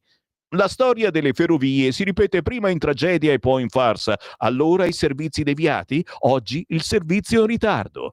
Donald Trump si è intestato la tregua tra Israele e Hamas, cose che capitano quando a gestire l'ego ha il chirurgo del Falconiere della Lazio.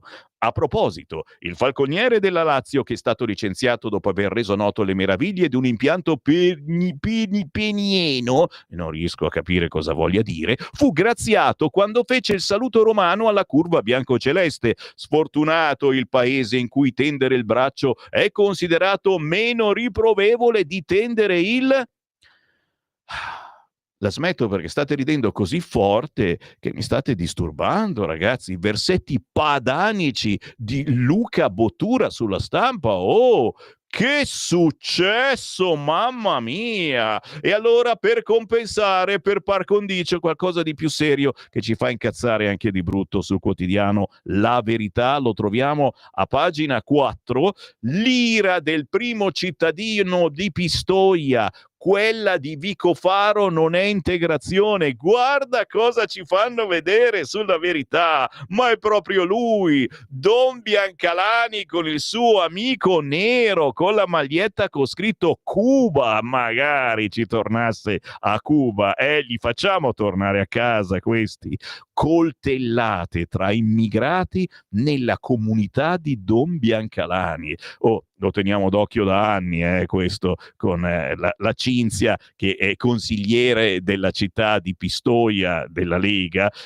Insomma, la Cinzia Cerdini è da anni che guarda questa zona, questa frazione di Pistoia. Ne succedono di tutti i colori in questa comunità che ospita solo immigrati, quasi tutti clandestini. Dopo il caso degli abusi sessuali commessi da un ospite della sua struttura d'accoglienza e sventati da un altro immigrato che alloggia lì, Don Massimo Biancalani, il parroco di Vicofaro a Pistoia, torna a far parlare di sé. La comunità che ha messo in piedi è stato teatro di un nuovo misfatto. 2 africani, uno del Mali, l'altro del Gambia, si sono accoltellati al culmine di una rissa per motivi banali. Uno dei 2 stranieri ha estratto una lama, ferendo l'altro al polso e al volto. Quest'ultimo ha reagito con un secondo coltello. Uno dei 2 ragazzi è stato portato in ospedale. Dopodiché entrambi sono finiti in questura e per uno di loro, dopo l'arresto, è scattato l'obbligo di dimora. Chissà dove? Nella comunità di Don Biancalani. L'accaduto è stato commentato anche in consiglio comunale, dove il sindaco di Pistoia, Alessandro Tomasi, è stato durissimo. Se il numero di ospiti fosse idoneo, la situazione sarebbe più gestibile. I ragazzi potrebbero essere accolti meglio, il quartiere sarebbe più vivibile. Quella di Vicofaro non è integrazione, ci sono altre esperienze di accoglienza da cui escono persone integrate, mentre da lì probabilmente non ne uscirà una sola. Questo è il fallimento di quel luogo. Oggi sul quotidiano La Verità. Mentre Libero, dopo aver messo in prima pagina la pagliacciata contro la polizia e quindi le interviste di Extinction Rebellion, noi fate spogliare in questura, ce le abbiamo viste da tutte le parti, la signorina che si è dovuta togliere le mutande, ma se prevede così, ragazzi, se prevede così, ci dispiace che avesse le mestruazioni, infatti lei non le ha tolte le mutande, ma santa mortadella, oh signore. Certo, ritorno su questa perché me la state richiedendo, volete sapere di più, non posso dirvi altro, signori. Adriano Talenti sul quotidiano Libero ci ricorda che Cecilia Sala questa domenica sarà da Fazio. A che tempo che fa? Prima in TV da Fabio Fazio, Cecilia Sala come Zaki, speriamo che non diventi come lui, santa polenta, però sappiate la notizia, si torna a Fazio, si torna da Fazio. Lo stesso avvenne con Patrick Zaki, l'attivista egiziano, ma studente in Italia, infatti parlava da Dio l'italiano, che fu incarcerato nel suo paese d'origine dove era andato per andare a trovare i parenti, con l'accusa di incitamento alle proteste illegali, sovversione e propaganda per il terrorismo, e chiaramente è stato ospite da Fazio. E faglieli intervistare questi personaggi da Fazio. Sei invidioso, Sammy Varin? No. C'è qui Parlamento. Ci fermiamo, signori, pochi minuti di pausa e poi, attenzione, dopo le 9 apriremo anche le linee allo 0292947222 e leggeremo i vostri WhatsApp. Qui Parlamento. Ringrazio Presidente, e è con grande soddisfazione che il gruppo Lega, per mio tramite, si esprimerà in questa discussione generale sul provvedimento, un ulteriore provvedimento che si aggiunge a una serie di altre misure, di altri interventi che si vanno in maniera molto logica, ben diversamente da quanto ho sentito affermare dal Movimento 5 Stelle, che parla invece di interventucolo inconcludente. Vorrei dire che la massa di provvedimenti e di iniziative che abbiamo assunto e che stiamo assumendo e che anche poco fa in Commissione Giustizia ho elogiato nelle finalità e nel pregio che queste iniziative vanno ad assumere sui territori, come ad esempio la sensibilità di voler concedere una proroga per il mantenimento in esercizio delle sezioni distaccate insulari come quella di Portoferraio in provincia di Livorno, sezione distaccata del Tribunale di Livorno, trovano la più ampia convergenza di tutta quella maggioranza che sostiene questo governo e che non ha alcun dubbio sul fatto che agli utenti della giustizia, tutti, serva una soluzione quotidiana dei problemi che affliggono il mondo giudiziario, sia ai magistrati, sia ai cancellieri, sia agli avvocati, agli uscieri e al semplice cittadino che varca la soglia di un tribunale magari per una semplice richiesta per attivare un'amministrazione di sostegno. Ebbene, anche il mondo della polizia giudiziaria, a quale noi siamo molto vicini e ci dispiace che all'interno del corpus degli uomini della polizia giudiziaria, proprio quegli uomini che poche ore fa l'Arma dei Carabinieri a Borgo San Lorenzo ha ricevuto un triste, segno di quella inciviltà giuridica, di quella inciviltà che alcuni manifestano nei confronti degli uomini e delle donne che tutelano l'ordine, la sicurezza e il decoro di questo paese, lo fanno in divisa, debbano purtroppo, memori di gravi fatti che questo paese ha vissuto nei decenni scorsi, rivivere attraverso l'attentato l'azione che più bassa si manifesta nei confronti di un organo istituzionale. Noi questi gesti li deploriamo, li detestiamo, li perseguiremo ed è per questo che quella massa organica di norme che noi stiamo coltivando, fra poche ore riprenderemo i lavori in prima e seconda commissione sul testo del disegno di legge sulla riforma, sulla grande riforma appunto della sicurezza. Norme, è vero, molto variegate, ma che abbiamo deciso di raccogliere in un corpus normativo che si occupi in maniera, devo dire, molto variegata, appunto, di dare risposte alla nostra comunità e soprattutto a quegli uomini, a quelle donne, quei magistrati e quegli uomini della polizia giudiziaria che quotidianamente sono impegnati nella, branca della giurisdizione più complessa, che è quella penale. Ma devo dire che, tornando al testo dell'odierno provvedimento d'urgenza, non ci si dimentica di quei contesti come i giudici di pace, nei quali si dirimono quotidianamente non troppo complesse questioni, ma la maggior parte di quelle su cui i cittadini, anche le più semplici, ripongono nello Stato la speranza che una risposta ai loro problemi, al fatto di poter dirimere questioni più semplici, possa impedire il moltiplicarsi di situazioni di dissidio e di litigio civico. Ebbene, noi prestiamo attenzione anche ai giudici di pace e dispiace sentire delle critiche quando abbiamo per la prima volta in questo paese deciso di ricorrere nei tempi moderni almeno alla figura del commissario per l'edilizia carceraria. Devo dire che chi fa delle critiche dovrebbe in qualche modo ricordare, ad esempio, coloro che hanno sostenuto l'azione del ministro Orlando, allorché egli decise invece di trattare il tema della giustizia instaurando e aprendo dei tavoli di lavoro. Con i tavoli non si fanno le riforme, i tavoli spesso sono utili per discutere, sono utili per scambiare delle opinioni, ma è ben diverso il piglio di questo governo che ha deciso di mettere in mano ad un commissario come Marco Doglio il compito per la prima volta di affrontare in maniera organica il tema difficile degli spazi carcerari, di quei luoghi in cui tutti, detenuti e uomini che appunto si occupano della sicurezza o sanitari che si occupano di prestare appunto le loro professionalità per la cura dei detenuti si trovano a vivere quotidianamente.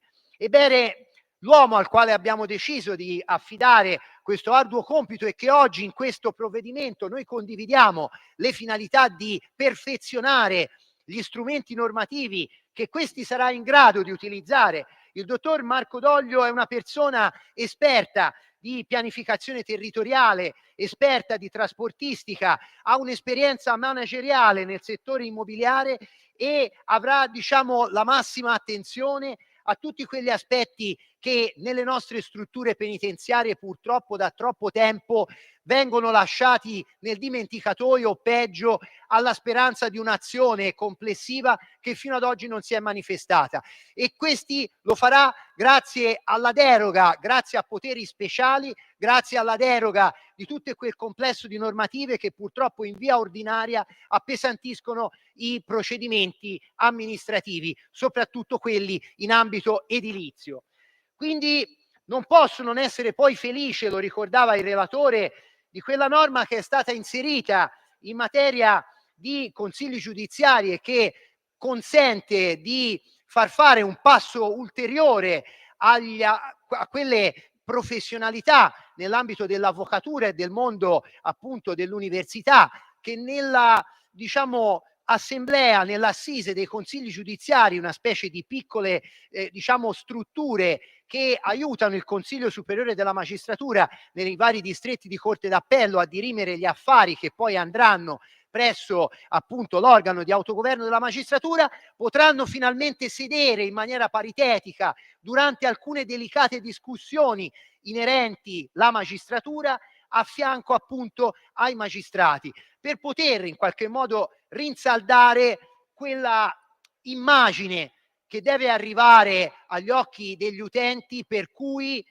il sistema giudiziario è un sistema organico, vivo, che si basa anche sui sempre più difficili rapporti umani e personali che anche la telematica, ahimè, in parte ha minato, ma che grazie appunto alle soluzioni che abbiamo dovuto adottare per rispettare gli impegni del PNRR consentono oggi, seppur con le difficoltà, questo è innegabile, dell'avvio di alcune novità che in materia telematica vedono le strutture giudiziarie doversi in qualche modo rapportare e anche gli avvocati ad un nuovo modo di comunicare nell'ambito della giustizia. Siamo certi però che queste misure, una volta che diverranno pienamente operative grazie al lavoro che quotidianamente il Ministero della Giustizia e i tanti funzionari stanno compiendo per dare supporto ai tribunali, noi siamo sicuri che grazie a queste misure vedremo presto dei risultati tangibili,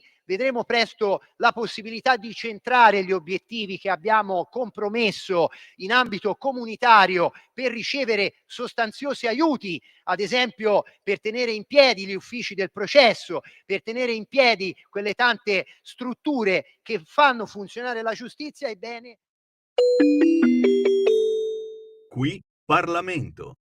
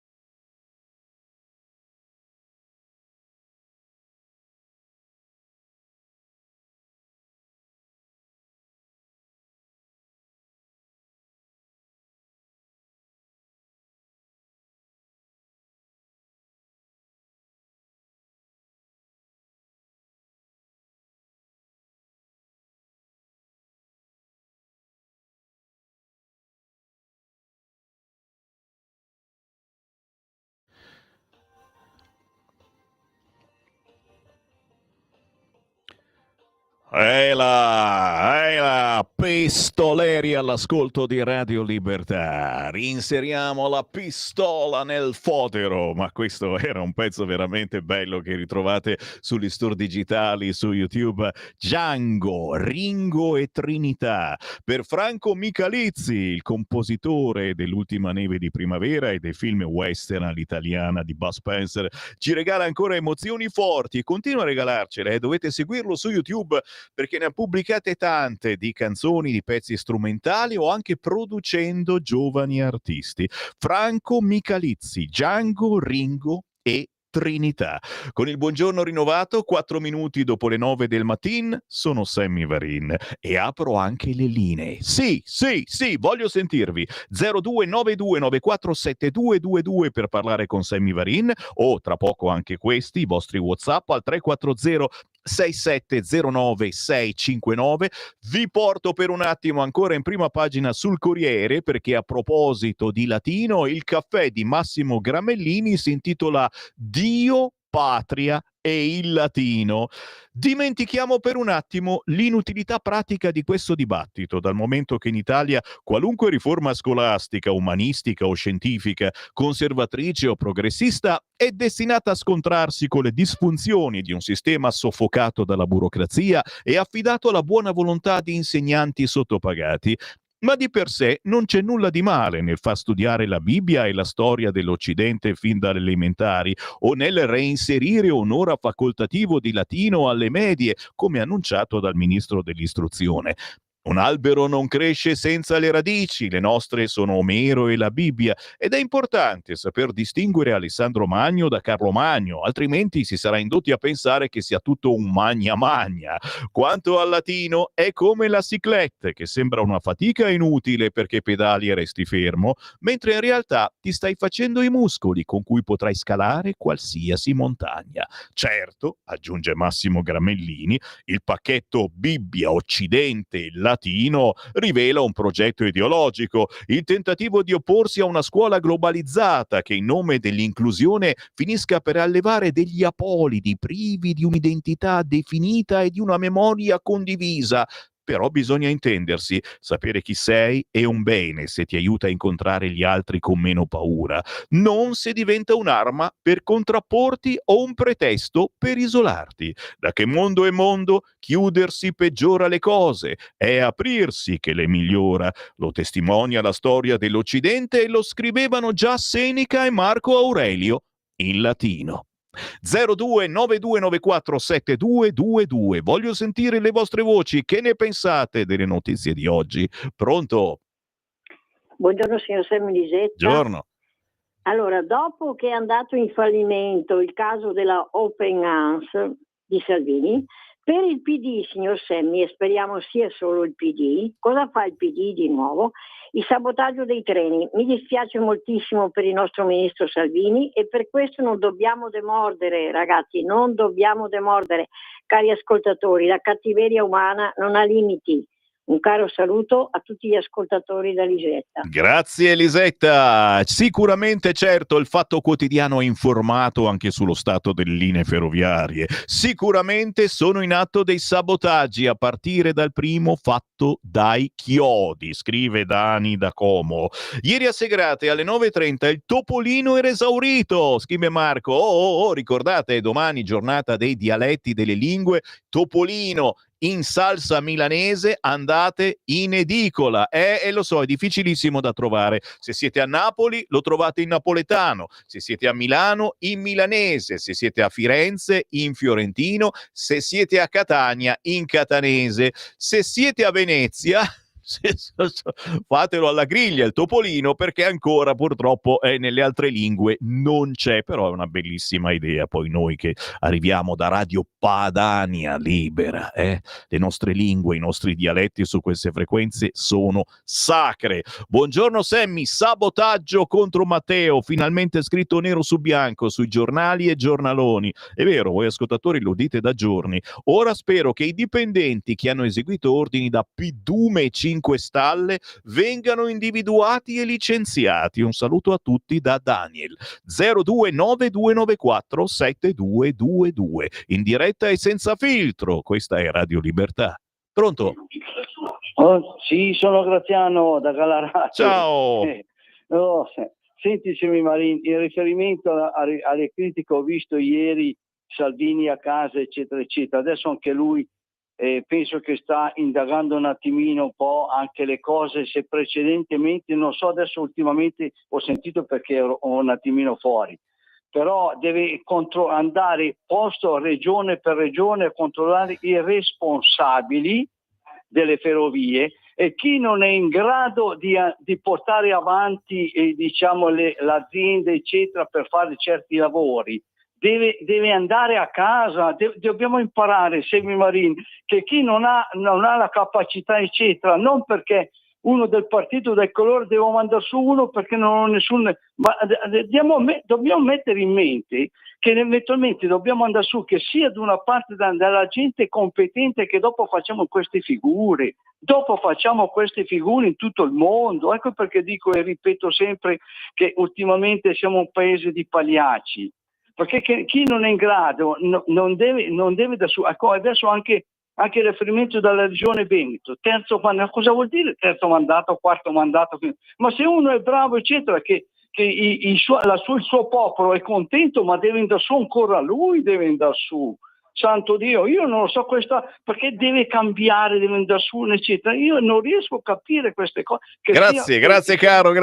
Beh, nel caso del Veneto sono delle leggi che bisognerebbe cambiare, ma c'è un Fratelli d'Italia che ha tanti voti, un Forza Italia che spesso ne ha più di noi, e quindi chiaro che la figura di Zaia è una figura troppo importante, troppo potente, se volete un linguaggio più brutto, e cambiarlo è un colpo grave. Per questo che la mia proposta è proprio di qualcuno che sostituisca Zaia, ma con Zaia sempre di fianco. Lo so, è difficile, però oggi c'è il Consiglio della Lega, il Consiglio federale della Lega, si prenderanno scelte e decisioni.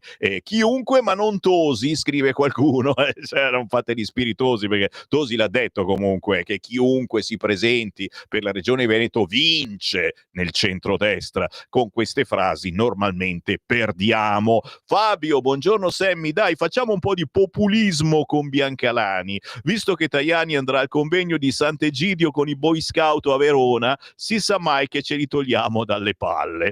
Sammy, se Don Biancalani vuole essere veramente antirazzista, dovrebbe chiamarsi Don Neralani. Valentino da Udine, compra Topolino. Valentino. Di Maio è stato riconfermato ambasciatore nel Golfo Persico. Ma che cacchio fa?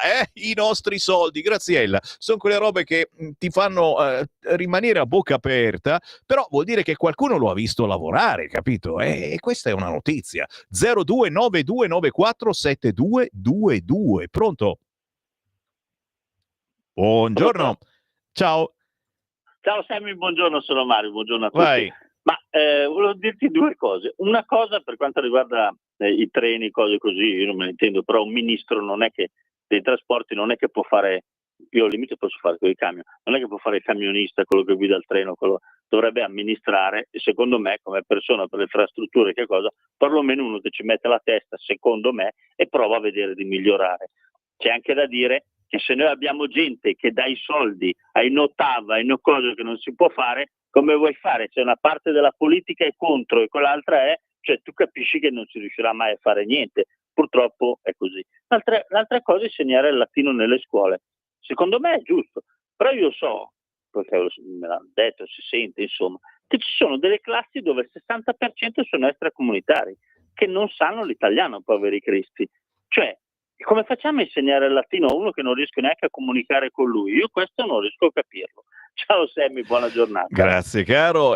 Chiaramente sarebbe un latino all'acqua di rosa rose, e penso che si limiterebbe a far capire come tante parole italiane derivino dal latino, e quindi come un ceppo gruppo linguistico possa derivare tutto insieme dal latino e chissà mai che gli stranieri che ci ritroviamo in classe appartengono a quel ceppo, e mi sto arrampicando sui vetri, ci provo. 0292947222. Chi vuole dire qualcosa in diretta? Anche voi nuovi ascoltatori, fate questo esperimento, chiamate 0292947222. Chiamando questo numero vi risponde Simone in regia, vi chiede esclusivamente: vuole andare in linea? Se voi rispondete sì, a quel punto dovete restare in attesa di quando Sammy Varin dice pronto.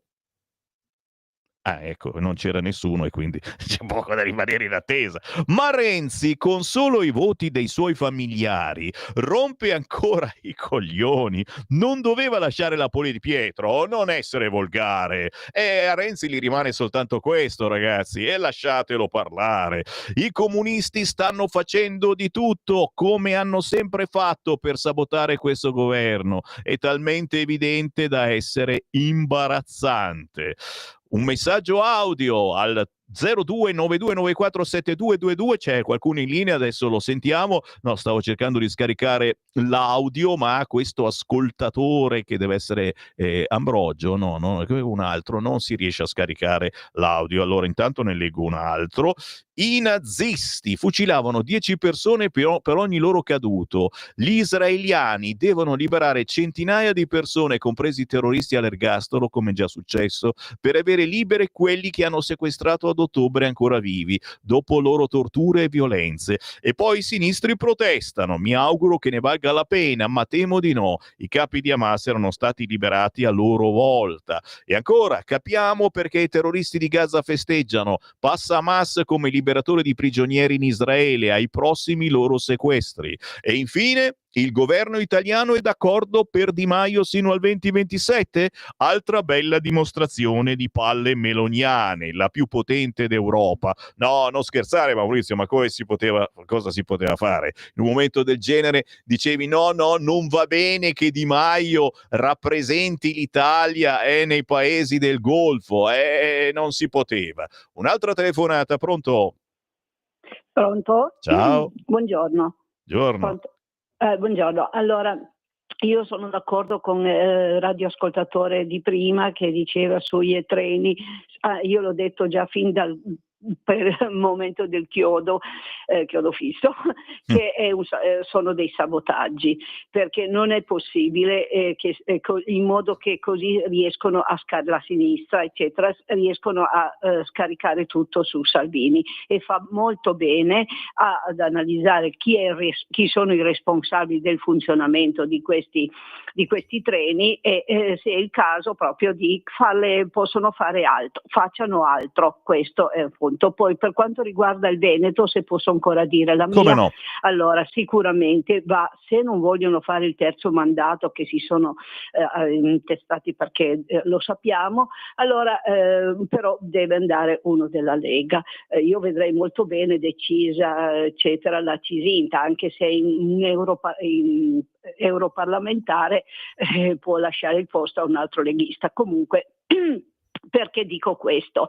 Zaia ha risanato il Veneto e ora i Fratelli d'Italia belli vengono se la vogliono mangiare. No, questo proprio no, non ci sta, e fa benissimo quello che le scrivo da settimane, fa benissimo correre da soli, magari non vincono neanche i Fratelli d'Italia, non vanno neanche a governare i Fratelli d'Italia.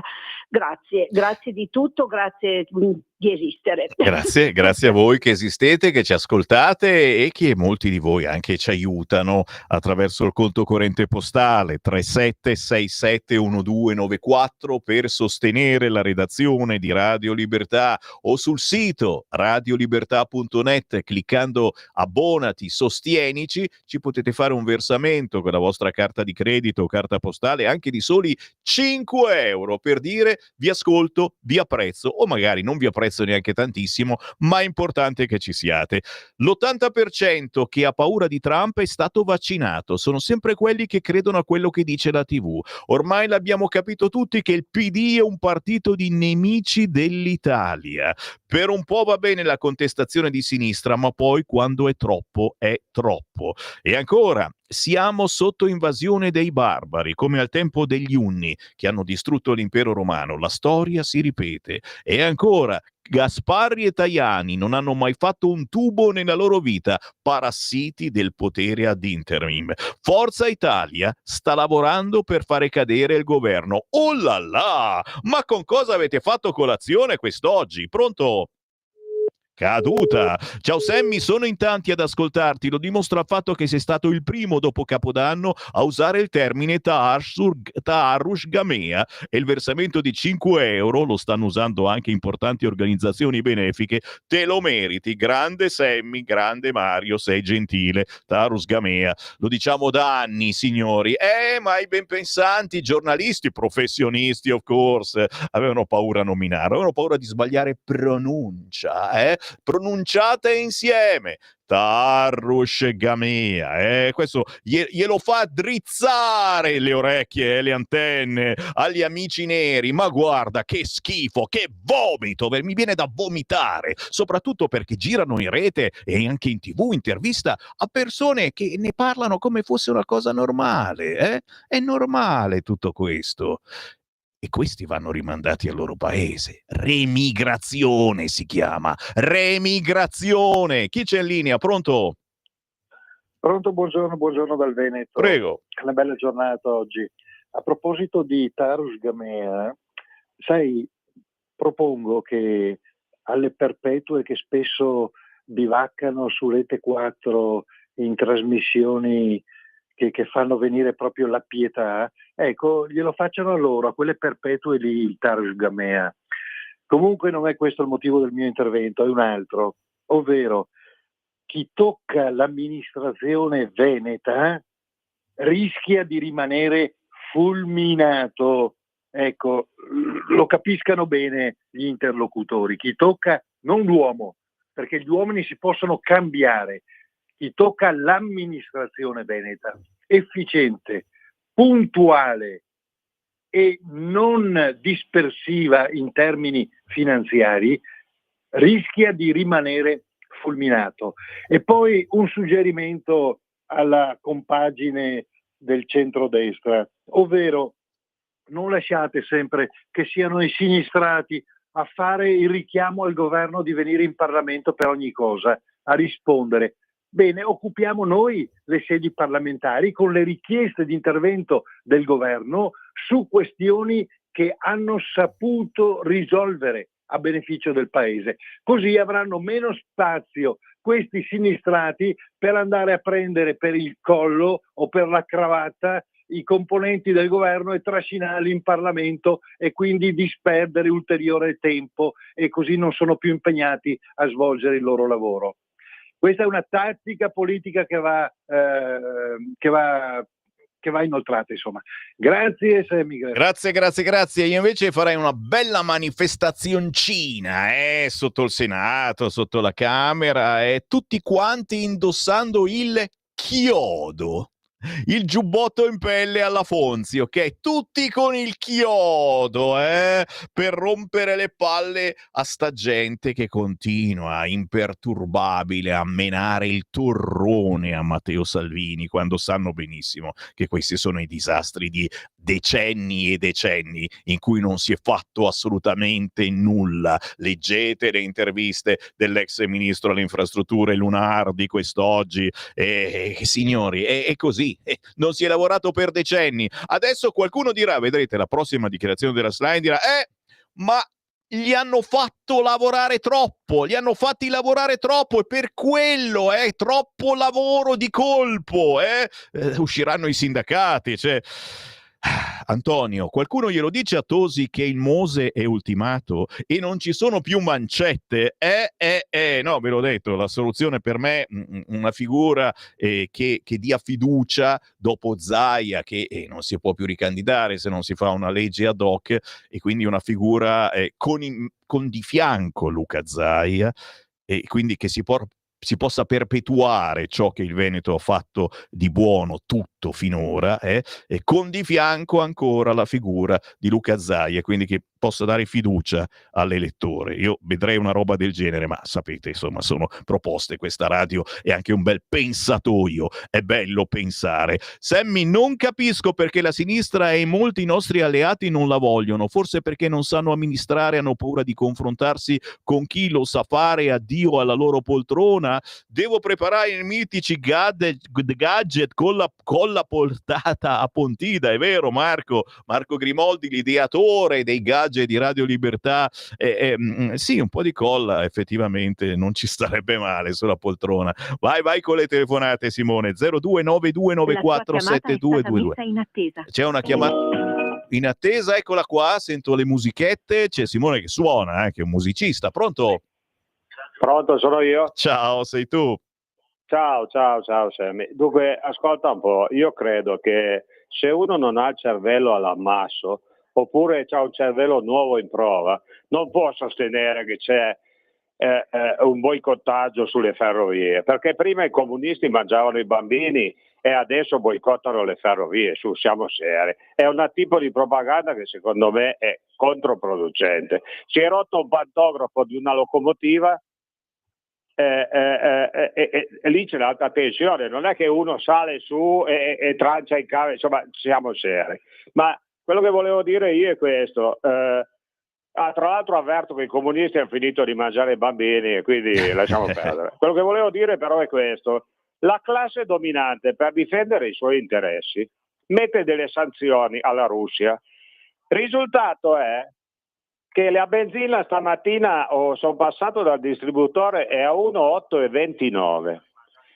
Il gas è aumentato del 20%, la luce è aumentata del 20%. Ora io capisco che la classe dominante avrà i suoi interessi, ma perché è sempre il popolo che deve pagarle queste cose?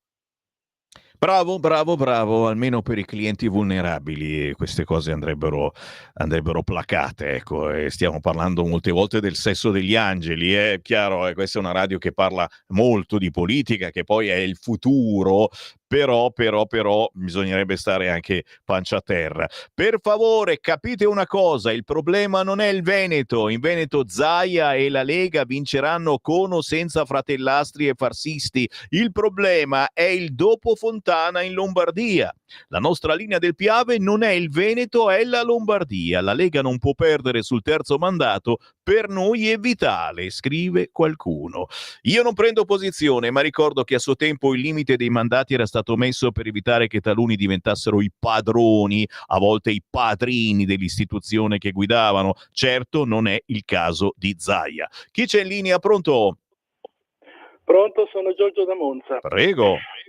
Dunque, sull'argomento di Zaia è abbastanza pietoso sentire tutte queste lamentazioni dei leghisti che vogliono Zaia, rivogliamo Zaia, lo vogliamo ancora, quasi fosse un animale da compagnia dal quale non ci si può staccare.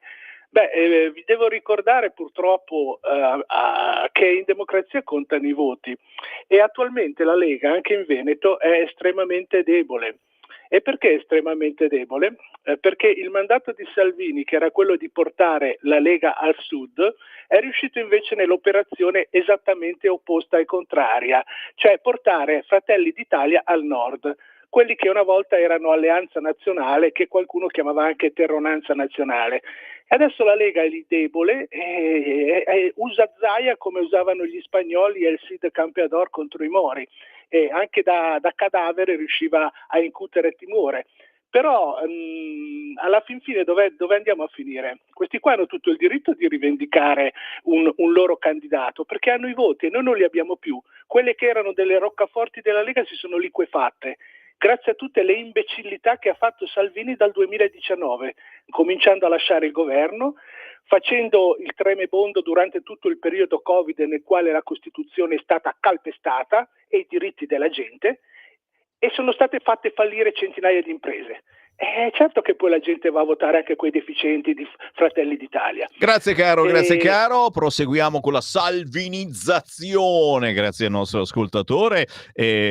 Signori, non capiamo però che Fratelli d'Italia non ha persone con la caratura né di Matteo Salvini, lo puoi amare o odiare, ma soprattutto di un certo Luca Zaia. Non ci sono persone con questa caratura, neppure in Forza Italia. Mi spiace per Tosi e non gli stiamo tanto simpatici, ma è una cosa ricambiata. Per cui, che facciamo? Mettiamo uno che non è capace alla guida del Veneto, che rappresenta nel bene o nel male il Nord, la produttività del Nord, il Nord che deve essere autonomo, l'autonomia, ricordate questa parola? Qualcuno ce la vuole cancellare.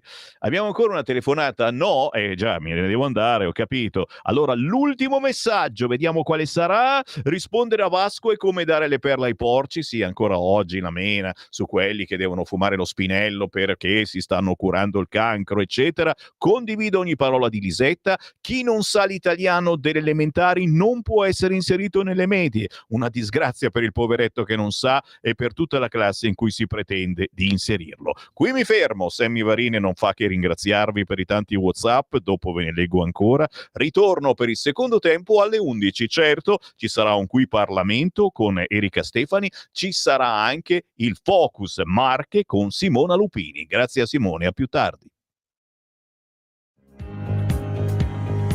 Avete ascoltato la rassegna stampa.